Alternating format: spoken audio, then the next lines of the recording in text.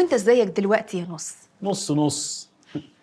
عايش اهو زي الفل، وزمانهم بيدفنوني دلوقتي. ادعي لي. الباقية في حياتك يا عبد العزيز. لا، الباقي في حياتي ليه؟ في حياتهم او في حياتكم، لان انا اللي مت اشرب حياتي الباقية عامة. اشرب شاي. انتوا عاملين ايه؟ مرتاحين في المطرح ده؟ وصحتك عاملة ايه يا رسمية؟ الحمد لله.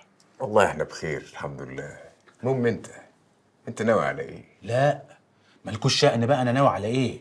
انا جاي اطمن عليكم عشان مش قادر اشوف نفسي وانا بتدفن. انتوا عارفين لحظات الفراق دي انا ما بتحملهاش.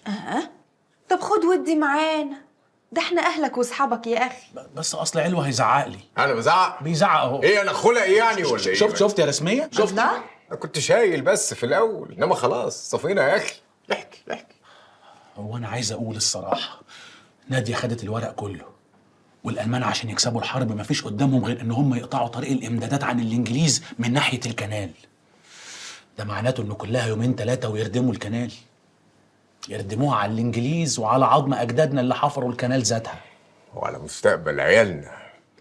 الورق كان فيه مواقع للإنجليز في السويس وإسماعيلية، وفي خرايط مفصفصة من بورسعيد. كده يبقى ما عندهمش حل غير انهم يستخدموا الغام، والالغام مش هتيجي غير عن طريق البحر، يبقى اكيد هتتخزن في ميناء بورسعيد نفسه.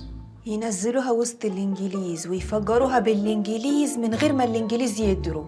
الله أكبر يا فرج الله، أخيراً قاعد بتكلم مع ناس عاقلة. طب احنا اكيد مش هنسيبها لهم. هنعمل ايه يا نص؟ هنعمل؟ الله، ما بيقول لك مستقبل عيالنا، يبقى كلنا هنعمل ايه يا نص؟ ماشي.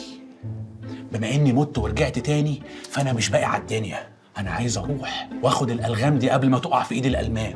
وفي سقسوقه في دماغي كده ممكن تدخلنا المينا ونقعد فيها رسمي، ان احنا نصور فيلم هناك. ده خبر رسمي ده. بص يا رسمية اهو بيعمل حاجات. معلش، قصدي يعني ايه؟ يعني ايه نعمل فيلم في المينا؟ يعني هو فيلم ليلى بنت الريف سموه كده ليه؟ اكيد كان في سقسوقه في الريف ومحدش عايز يقول عنها حاجه، يعني هم سموا فيلم كده من دماغهم. احنا بقى هنعمل قصه في المينا، وهنروح لمنتج يجيب لنا تسريح رسمي قعدنا وسط الانجليز جوه، والواد اسماعيل له دلال على المنتجين وهيقدر يودينا في داهيه باذن الله. تراهن؟ ليه اراهن ليه؟ احتياطي بس.